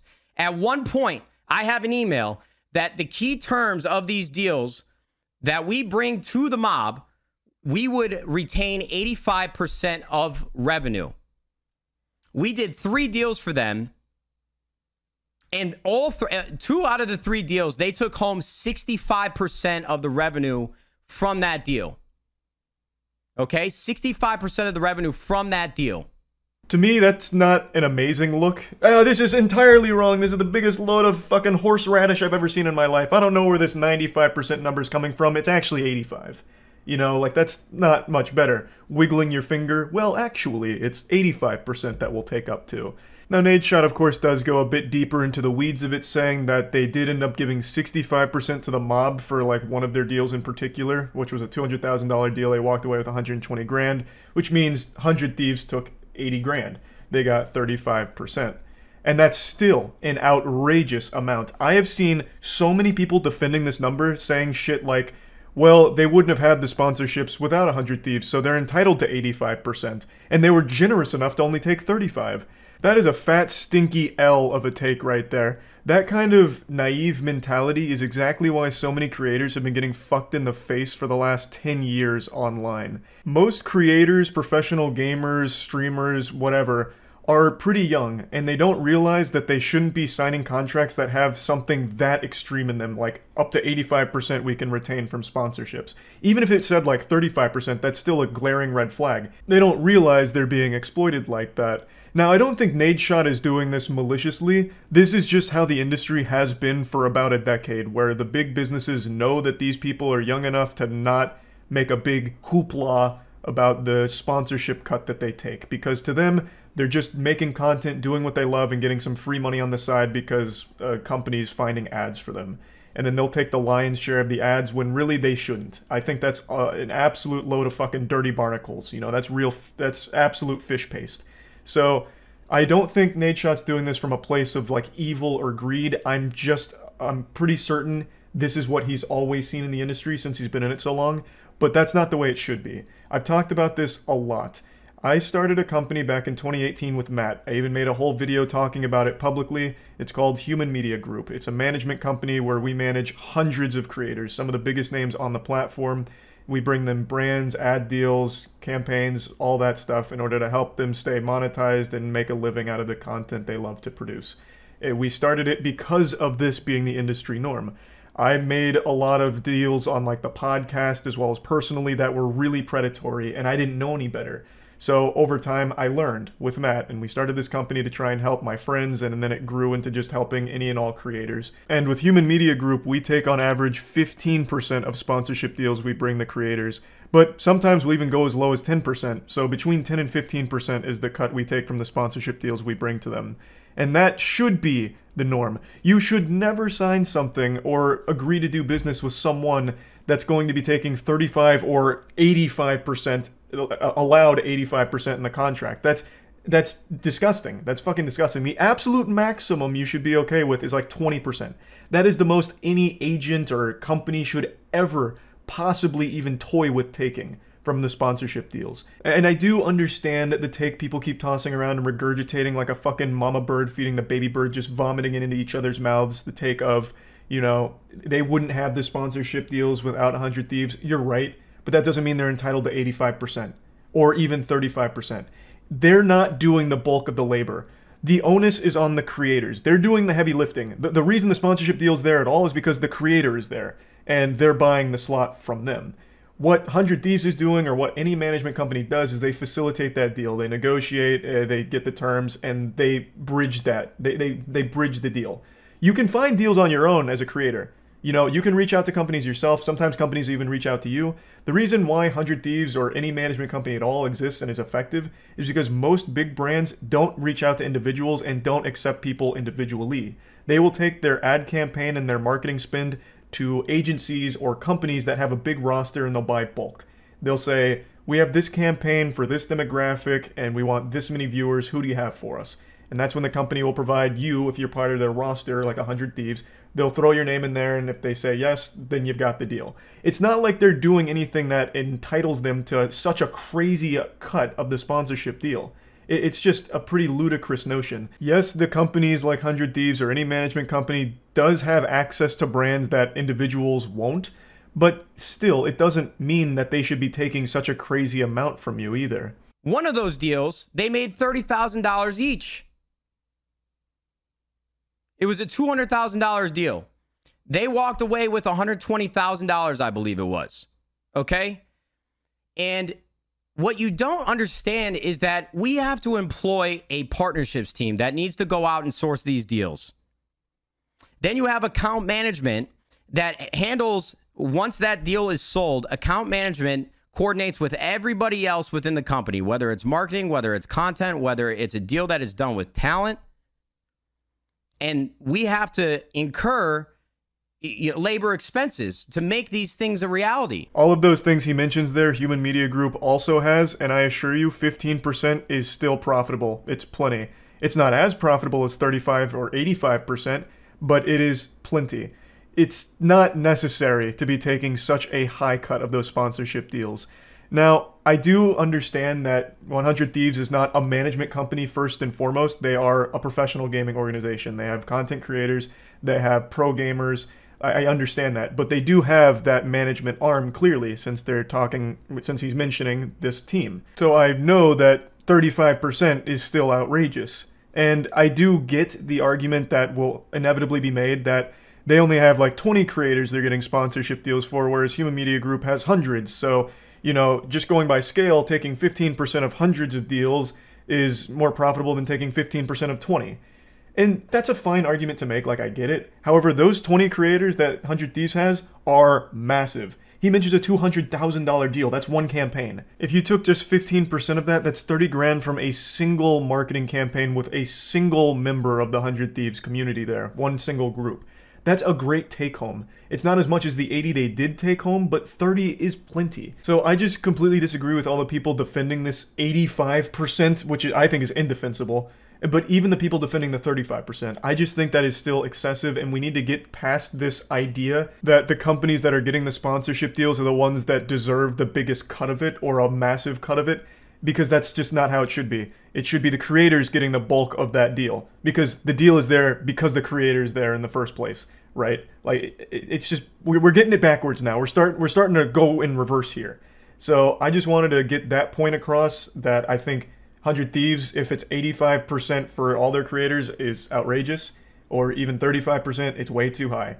Now, I do want to go into a bit more just to conclude the entire situation here with the drama. I think overall Nadeshot came out of this looking significantly better than Frosty. One of the big claims Frosty made is that they were completely broke when they were signed with 100 Thieves. They were forced to move to West LA, and their salary didn't enable them to like have any quality of life, talking about like having to skip meals sometimes to pay rent, and that they were living in a $10,000 a month house.